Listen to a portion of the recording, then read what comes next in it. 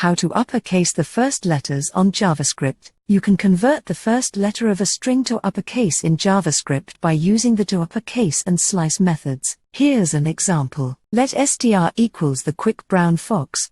In this example, we first get the first character of the string using the char add method, then convert it to uppercase using the toUpperCase method. We then concatenate this uppercase letter with the rest of the string, which we obtain using the slice method starting at the second character, i.e., index 1.